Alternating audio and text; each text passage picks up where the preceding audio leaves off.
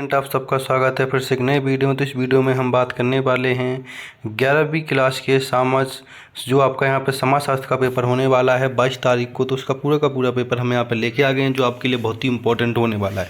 तो इस वीडियो को पूरा का पूरा लास्ट तक देखना है। जो भी स्टूडेंट चैनल पर पहली बार चैनल को सब्सक्राइब करें, वीडियो को ज़्यादा से ज़्यादा शेयर करें। इस वीडियो के माध्यम से मैं आपके जो समाजशास्त्र पेपर में प्रश्न आने वाले हैं सारे के सारे इंपॉर्टेंट प्रश्न मैं आपको बताने वाला हूँ।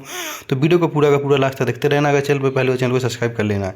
तो आपको यहाँ पर सबसे पहले ऊपर आपको अपना रोल नंबर डाल लेना है। ये आपका यहाँ पे कक्षा 11वीं का वार्षिक परीक्षा 2024-25 का पेपर है जो आपका सोशियोलॉजी मतलब कि समाजशास्त्र का पेपर होने वाला है।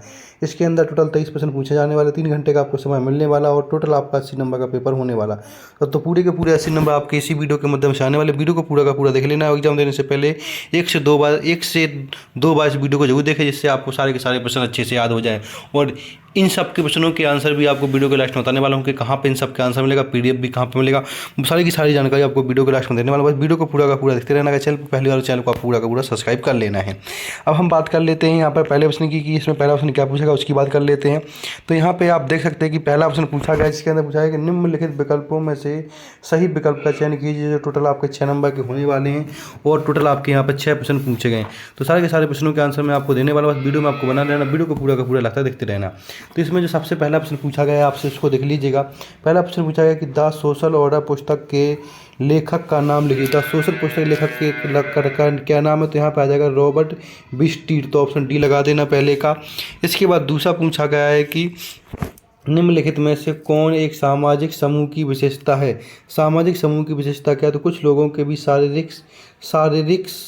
शारीरिक समीपता है। तो ऑप्शन ए हो जाएगा दूसरे का।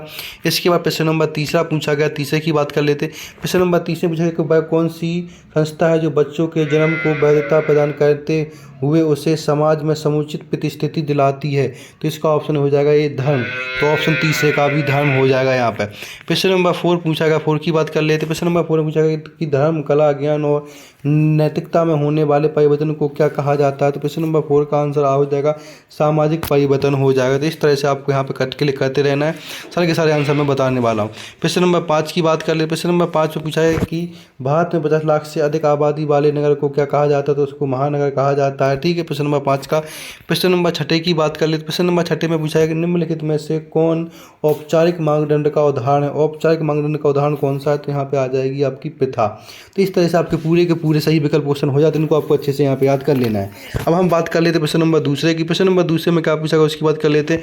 प्रश्न नंबर दूसरे में पूछा गया कि निम्नलिखित रिक्त स्थानों की पूर्ति की। जो टोटल 6 नंबर के आपके यहाँ पर पूछे जाने वाले हैं। इसमें सबसे पहला ऑप्शन पूछा है कि कार्ल मार्क्स के सबसे प्रमुख बौद्धिक मित्र का नाम क्या था?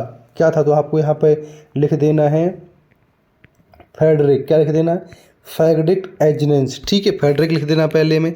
दूसरे में देख लेना कार्ल मार्क्स के अनुसार वर्ग संघर्ष डैश व्यवस्था का अनिवार्य परिणाम किसका है? तो यहाँ पे आपको लिख देना श्रम विभाजन। क्या कर देना है? श्रम विभाजन। इस तरह से पूरा का पूरा आपको लिख देना प्रश्न नंबर दूसरे में।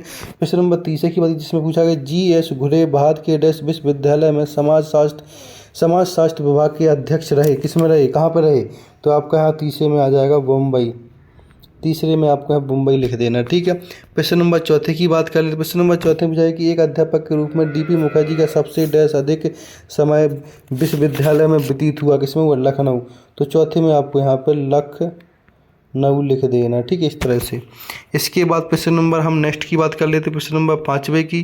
प्रश्न नंबर 5 में पूछा है कि A.R. देसाई ने डैश के निर्देशन में PhD की उपाधि प्राप्त की थी। किसके? तो यहाँ पे आपको लिख देना है G.S.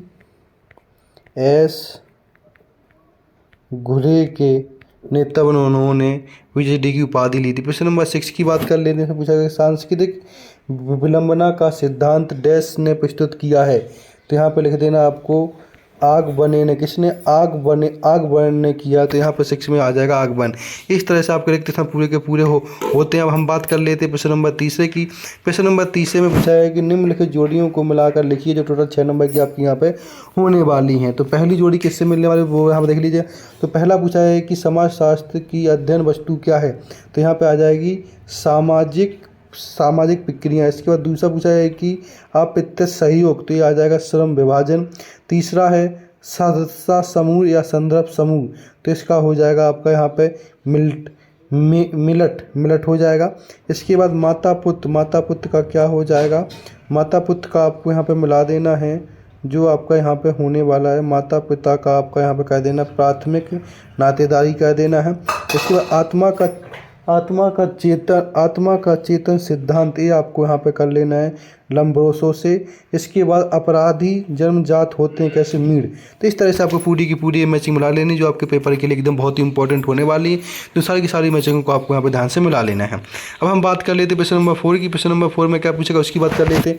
प्रश्न नंबर 4 में चाहिए निम्नलिखित प्रश्नों के उत्तर का एक वाक्य या एक शब्द में उत्तर दिए। टोटल 7 नंबर के आपके यहाँ पे होने वाले हैं।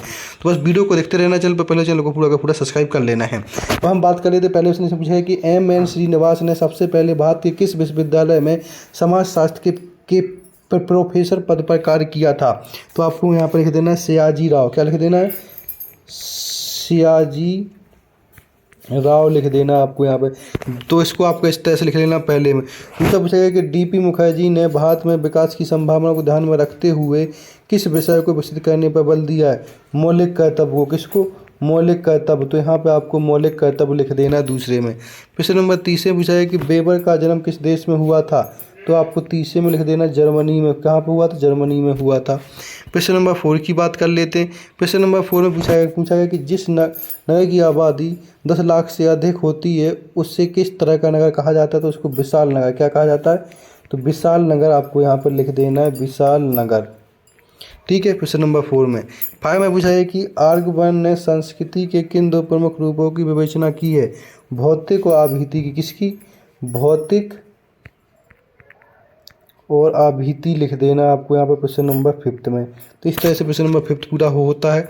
6 में पूछा जाएगा अपनी जाति के अंदर किया गया विभाग क्या कहलाता है, जाति।